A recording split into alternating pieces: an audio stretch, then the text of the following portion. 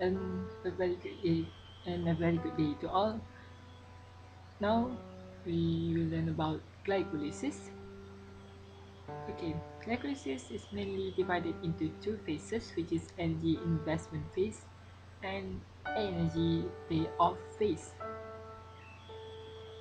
So, first step of glycolysis, or the first phase of glycolysis, is the energy investment phase. Glucose enters the cell and is phosphorylated by the enzyme hexokinase. Hexokinase will transfer the phosphate group from the ATP to the glucose. So ATP becomes ADP. When the phosphate group is transferred to the glucose, glucose becomes glucose 6-phosphate. Then glucose 6-phosphate is converted to its isomer, which is fructose 6-phosphate, by an enzyme.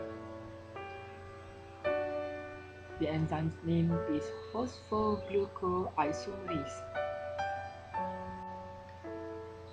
Next, an enzyme which is phosphofructokinase will transfer a phosphate group from an ATP to the fructose 6-phosphate to become fructose 1,6-biphosphate.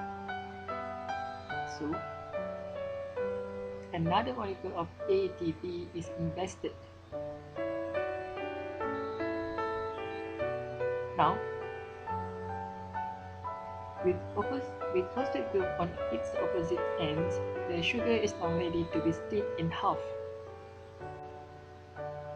The next step is fructose 1,6-biphosphate is split by an enzyme aldolase into dihydroxyacetone phosphate and glyceraldehyde 3-phosphate, or G3P.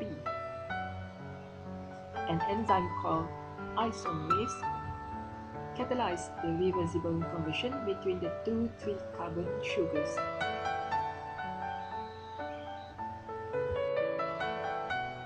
Now, the second step, which is energy payoff phase. An enzyme called triose phosphate dehydrogenase catalyzes two sequential reactions. The first reaction is oxidation of the sugar by transferring electrons and atom of hydrogen to NAD+ to form NADH. So, remember, when there is oxidation, there must be a reduction because it is a redox reaction. This reaction releases a lot of energy, and the energy is used to attach the phosphate group to the oxidized sugar. So now G3P become 1,3-biphosphoglycerol. Now, an enzyme called phosphoglycokinase catalyzes substrate-level phosphorylation, where a phosphate group from 1,3-biphosphoglycerate is transferred to an ADP to produce ATP. 1,3-biphosphoglycerate now converted to 3-phosphoglycerate. Then, an enzyme called phosphoglyceromutase relocates phosphate group at carbon number 3 to carbon number 2 to convert 3-phosphoglycerate into 2-phosphoglycerate.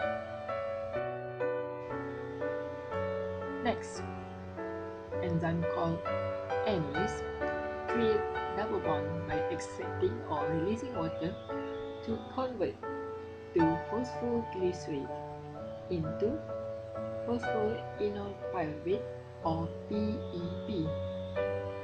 PEP has very high potential energy. Last step, there is another substrate level phosphorylation. Enzyme called pyruvate kinase catalyzes the transfer of phosphate group from PEP to ADP to produce ATP. Now, ATP becomes biosynthetic